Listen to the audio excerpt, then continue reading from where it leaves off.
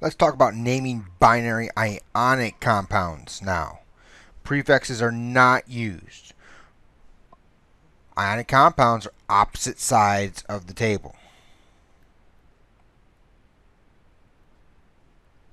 So opposite sides of the stairs, far apart.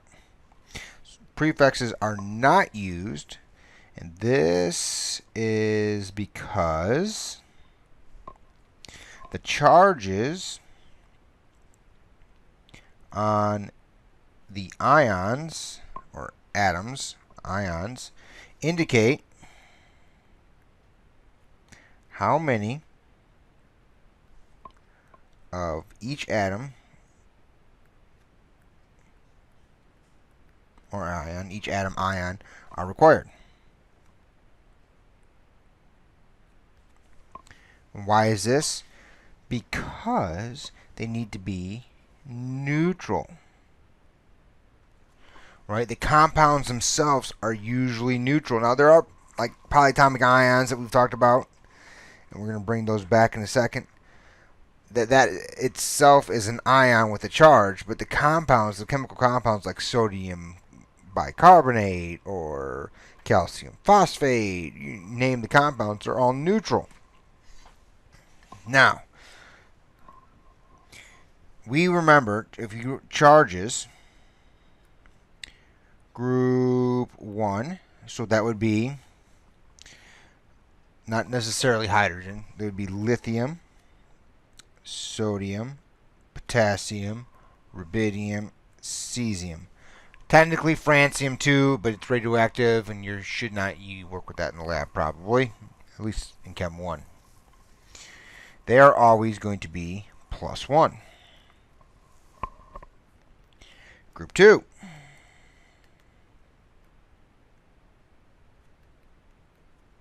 And group 2 was going to be beryllium, magnesium, calcium, strontium, barium. They are always going to be +2. And then we have some others. We have scandium, silver, zinc, cadmium, and aluminum. Scandium's +3, or sometimes you'll see it as 3+. So like zinc, you can write it 2+, or cadmium 2+, or right, we can write it as +3 or +2 or 2+. Either way works. I am not big on that semantic point.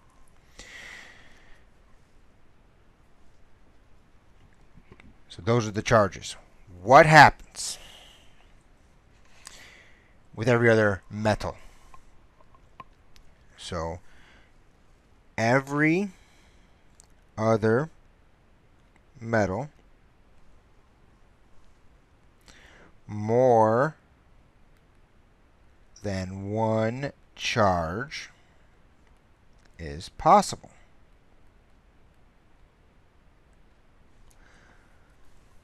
So we use Roman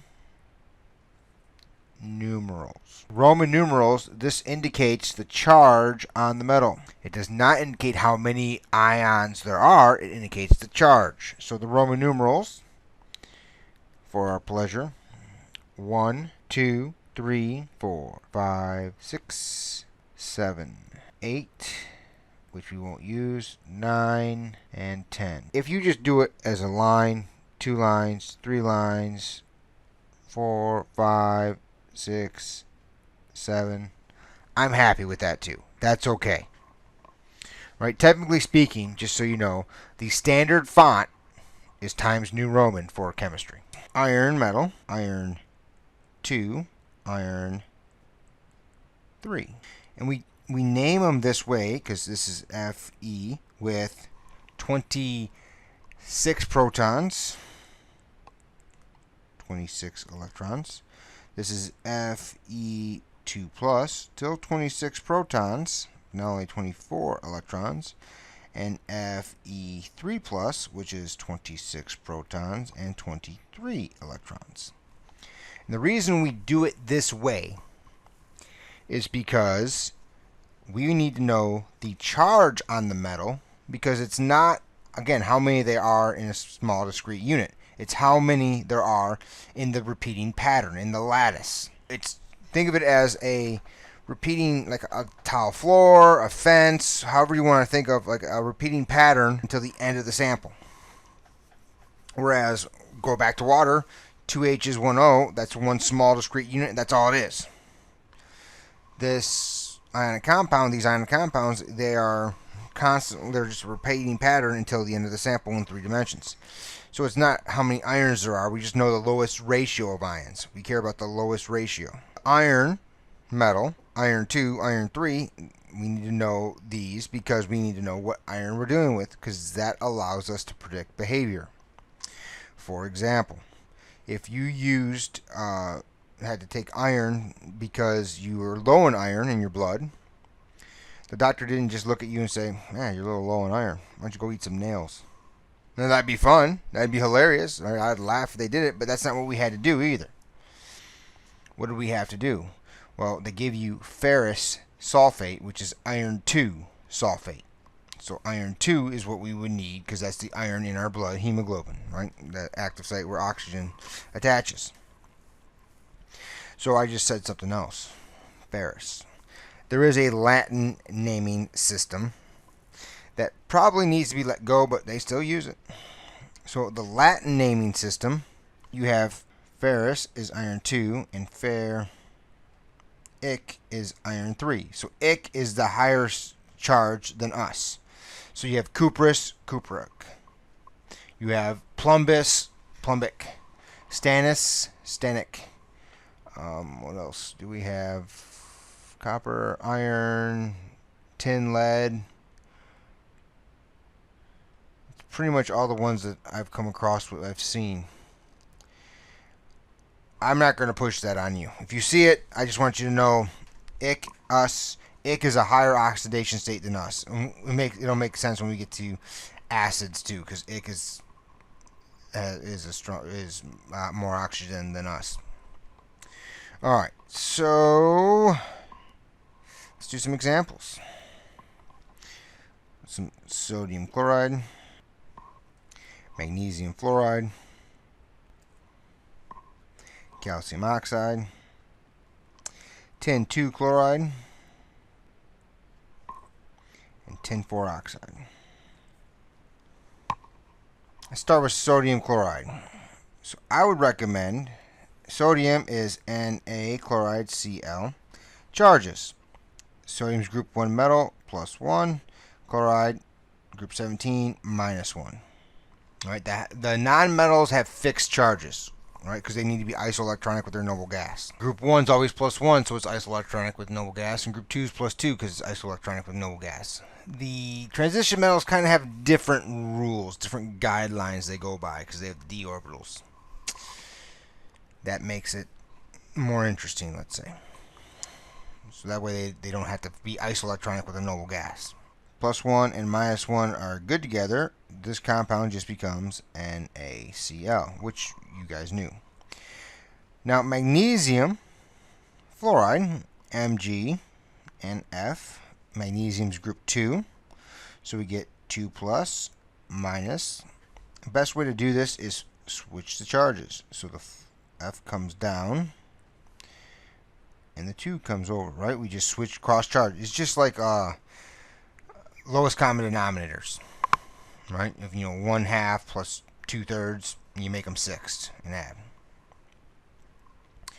We don't have to write the 1, so we get MgF2, and that kind of makes sense. There's 2 negative 1s and 1 plus 2. Calcium oxide, CaNO. Calcium is 2 plus, oxygen is 2 minus. 2 ways to look at this.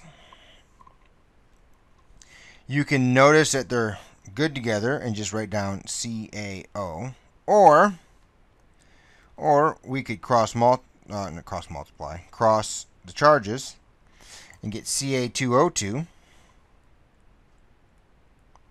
But we can reduce ionic compounds to CaO. And why can we reduce ionic compounds? because, again, they're a repeating pattern in a lattice. They're not a small discrete unit. If they were a small discrete unit like molecules, we cannot reduce molecules. That does not work.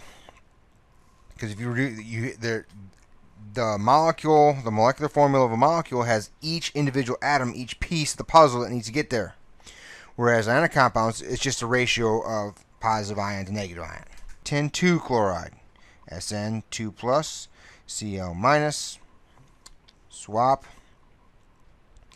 We are going to get SnCl2. Tin 4 oxide, Sn and O. Sn is 4 plus, 2 minus. Cross them, I get Sn2O4. I can reduce that to SnO2. And that's what we would see for ionic compounds. One more thing with ionic compounds called hydrates. Now, a hydrate is where water is attached to the compound. Now, it's attached, so if you have a powder, it's dry. If you have a powder, and one of the first ones we'll do will be copper 2 sulfate. So we have CuSO4, and then we put a dot here to represent that it's a hydrate, and then how many? Like 5 H2O, 5 waters. So it's a nice blue powder. It feels dry to the touch. It looks like any other powder, so to speak. But there are 5 water molecules for every 1 copper 2 sulfate. If I heat this compound, it becomes just copper 2 sulfate, and the water can go away. So it's very similar to like a magnet on a piece of metal or a whiteboard or something. The magnet's on there, but I can take the magnet off. I didn't change the magnet. Right? So these hydrates where water comes on and off, I'm actually adding water on and off. That's important to know, but I'm not changing the chemical compound. I'm not changing chemical formula. However, we need to know if there's water there or not. So when we do the molar mass, the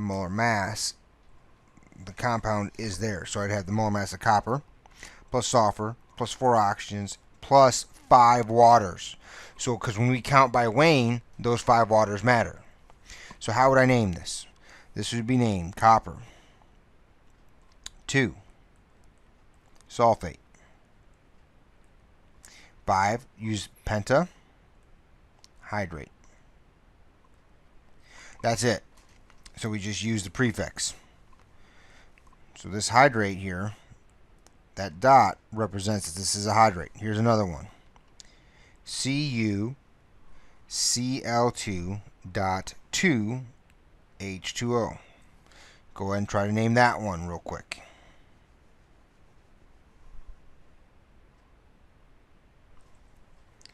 Hopefully you got copper 2 chloride. Put a dot down. Dihydrate. And hopefully we get to the point where we can name that fast. It's just the language.